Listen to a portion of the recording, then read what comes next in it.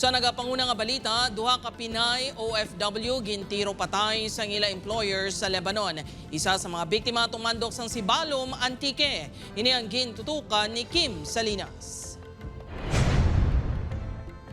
Duha ka overseas Filipino workers ang namatay matapos nga gintiro sang ila employer sa balay sa Beirut, Lebanon sa Abril 15 sang kagahon. Hindi pa makumpirmar sa Department of Migrant Workers ang aligasyon nga may hostage taking ang natabo. Hindi pa man matubod ang motibo sa pagpatay. Ginhingo na ang pagpa-autopsy isang bangkay sa mga biktima.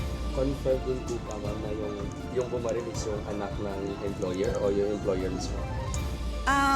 Sa ating initial report is it's the employer. Again, we await the official report kung yung employer ba o yung anak nito. Isa sa duwa ka OFWs, ang 49 anyos nga si Rona Jean Herboso, tumandok sang Sibalom Antique.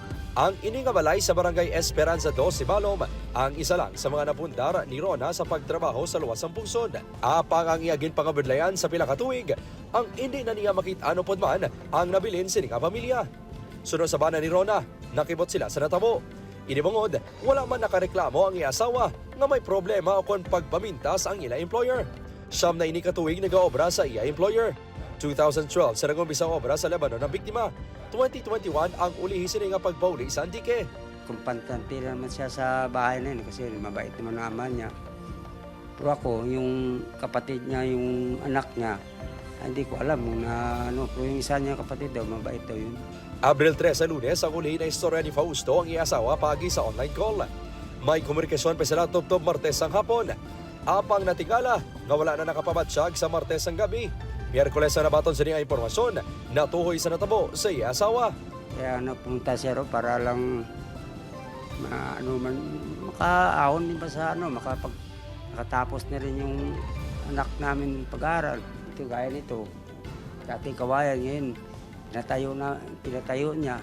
Hustisya ang singgitan sa pamilya. Mabuot nga bata ang biktima sunod sa iya Iloy. Bangod sa natabo, plano man sa Iloy ni Rona nga papuliyon na lang ang utod sa biktima nga nag-aobra man sa Lebanon. Hindi maguntat nga luwa ako katulog sakitan ako nga gapananambitan ako nga ba mga bata ako mo naduruaran tanak ko nakandir tanak uli siya igo maguli bang kaya hindi na nakita ang balay nga ginaano dyan sa amin paubra.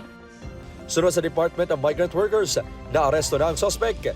Nag-coordinate naman ang ahensya sa otoridad sa Lebanon agud mapasakaan sang nagkakaigo nga reklamo ang suspect. Subong adlaw, personal nga nagbisita ang DMW, OWA, provincial kag municipal government sa pagpalamot sa bulig pinansyal sa pamilya. Huwag po kayo mag-alala. Meron po tayong legal counsel, may legal retainer po na natasa ng ating opisina para asikasuhin po yung mga kailangan. Upod Caramel Porquia, Kim Salinas, 1 Western Visayas.